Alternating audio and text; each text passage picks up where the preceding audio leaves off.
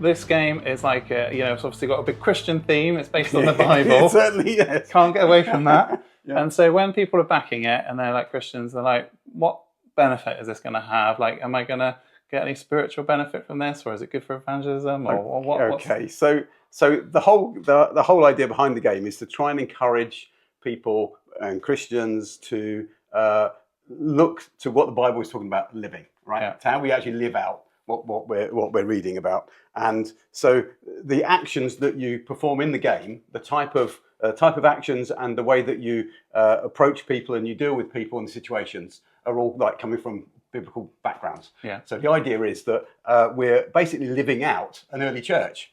So an early church, think of a first century church and the problems that they have, and the persecution, all that kind of stuff. But they've got to find ways of dealing with it, and it's kind of like that in our own churches now. Exactly.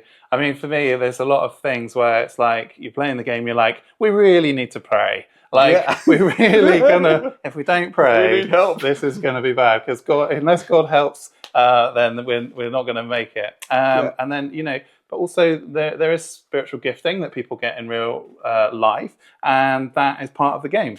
Spirit prophecy. It helps. It gives people insight and looking forward to things that are coming, and planning for that.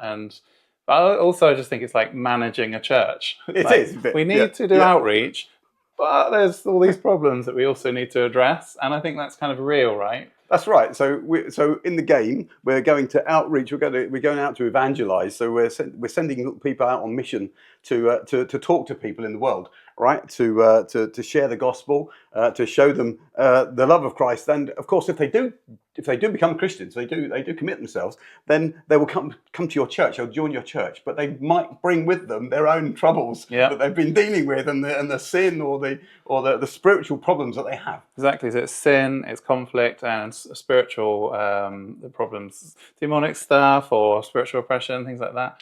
And these are the things, I guess. So as you're a Christian and you play it, it makes you think about these things as possibility.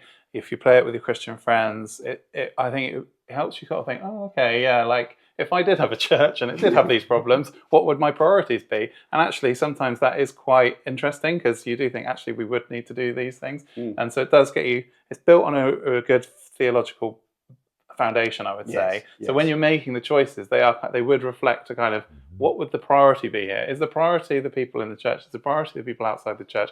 What should we do?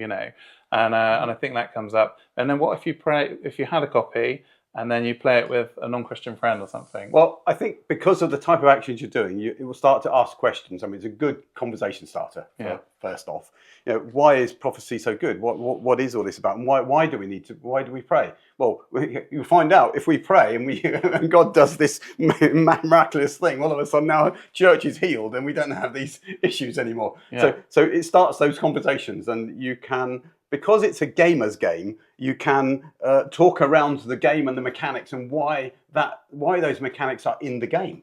Why so a gamer can appreciate why you would need this kind of help. I think the game. I mean, you've intentionally made it quite meaty. Is the word you use. Like a lot of sort of. It's got heavy weight. It's not lightweight. It's not very super. Probably it's about medium weight. But it is meaty. Yeah, it is. But when people play it, I think they're going to they will think about what happens to these characters when they get killed, and why do we need to do outreach? Why do Christian churches pray? Why do Christian churches not be very effective? Why do Christian churches have people who are full of sin in them? Well, it's like, that's what it is like. We do have churches which inside them have people with problems, and that is the way it is. The other thing is, I think, as a Christian, if you're thinking about this game, and it's like, I don't know if my Christian friends would play it, not my non-Christian friends, I think you'd be surprised. I mean, yes, there's going to be a lot of people who are like, no, I ain't playing that. But think about it, they play a lot of games where you get Zeus and you get a power-up from him and you do this. And actually, funnily enough, a lot of people aren't as anti as you think. They just think, it's a Roman game and you call on God and you do this and it's just like any other. Call on Mars and Zeus and whatever. Actually, I don't think it's for a lot of people, it'd be as far removed from their from wanting to play it as some people might think. As you're a Christian, like, I'm never going to play this. You might be surprised they just play it because it's got miracles, it's got adventure, it's got a lot of historical places and things, and they just find it interesting. I think like they've not played it before. Yeah, I agree. There you go. So that's why you should back it.